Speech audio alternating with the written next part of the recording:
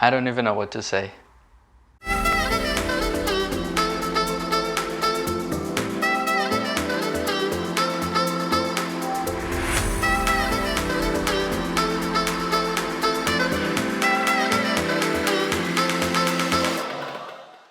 So I started preparing for the interview about 2 days prior to it. I rewatched the video that I got to know him many times. I wrote down all sorts of questions that I wanted to ask just to have a quick script, so I didn't put every single word that I wanted to say because I wanted it to be more like a conversation between friends. I had everything ready. I tested the microphone, I tested the recording, I added him on Skype, and then when it was the time, I think for me it was like 2 p.m., I already noticed one thing that I messed up. As I mentioned on the other video, don't forget about the time zone. So when I talked to him and when we set a date for it, I checked the wrong time zone. In his time zone, the interview was supposed to start at 7 a.m. and I thought it was at 9 a.m. his time. If I knew that it was at 7 a.m. for him, of course I would have chosen a little bit later because 7 a.m. is maybe too early for many people. So when the time was already 2 p.m. for me, he wasn't even online yet. So then I was like, oh, okay, maybe something is going on. And just then I realized the time zone. Then I sent him an email, I was like, oh, I'm sorry, I think I messed up the time zones. It was supposed to be 9 a.m. your time,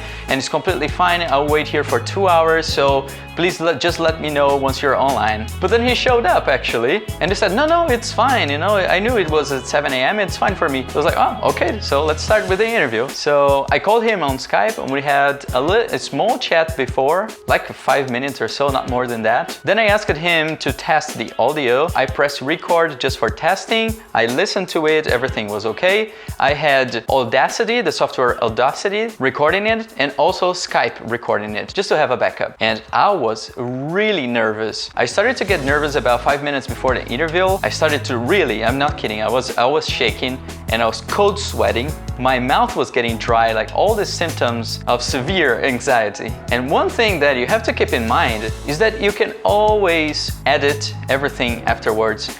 You can always record again if you need, even recording again your questions. But I didn't have that in mind, and I think now that I know that this is possible, I would be more comfortable for the next one. Anyways, so my very first word, which was his name, so important, was wrong already. His name was Devin, and I said, hey Kevin, Devin, welcome to the show. Oh man, that was really shameful. And then my first question was just a simple, can you please introduce yourself to our audience and talk a little bit more about your life? And I did it in like 20 seconds, and I was stuttering, and I don't even know how he understood me. I was so freaking out, you have no idea. But thanks God, my guest was amazing, and after that, we really had a good conversation. He was very talkative, he was very clear, he was simply great. The other questions that I asked were better until maybe the 25th minute or like half an hour point. After that, I just started going down and falling, and I got really bad at the end. You know, like 1 or 2 minutes questions, totally confusing. I don't even know how he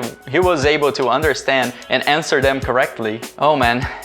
So it was 1 hour interview. At the end, I think it was all right, but I will have a really tough job at editing it. Anyways, as I said, I can always re-record my questions, and I can always trim a little bit the stuttering so I don't sound like very dumb. So we stopped recording, and his feedback was great. You know, he said, I think it was really good, and I'm really glad to be here. We talked for maybe more 5 minutes, and that was it. I want to show you guys firsthand my reaction just after I pressed stop. So here goes. So I just finished the interview, and it was way harder than I thought. I really thought it was going to be something very normal, just a regular conversation between friends, but it was so difficult, really, you know, when you need to but when you have to change the subject and try to adapt everything that you want to talk about in the rhythm of the conversation, and you don't want to feel like you are just spilling questions out there and you're actually interacting, and at the same time you're taking notes and so on. It is really way harder than I thought, guys. So this is not something that you go on YouTube and you see so many people encouraging you to start your podcast, and it is not that easy, I need to say. So I need to be 100% honest. This is not something that is natural for me either. because I don't have a knack for communication. I hope that I will improve throughout the entire process, and after 2, 3, 10, 20 interviews that I'll feel a little bit better. The only good thing that I know is that even the biggest podcasters started from a very low level of communication, so they also had a lot of struggles. But this one, I mean, during the interview, I didn't feel like it sucked from my part. I mean, my guest was amazing. He was very talkative. He was explaining very clearly all the topics. So I'm really glad I had him on the podcast. He will be the value of the podcast, because from my part, I don't think I didn't carry the conversation so flowy as I thought I would. But it's okay, it's the first one, and I think I have an alibi to not being great at the first one, but I definitely need to improve a lot. But guys, it is really difficult. Really, don't fall in the trap that everybody can do it, because maybe you can. No, I'm sure that everybody can, but you should expect that you're gonna suck in the first episodes. It is really much harder than you think. We had also a technical problem in the middle of the talk, but a really minor one. It took like 3 seconds that I couldn't hear him, but then everything came back to life, and it worked well until the very end. It was a 1-hour interview. I feel that it was a bit too much. I think I would be more comfortable. I don't know, maybe in the next ones I can change my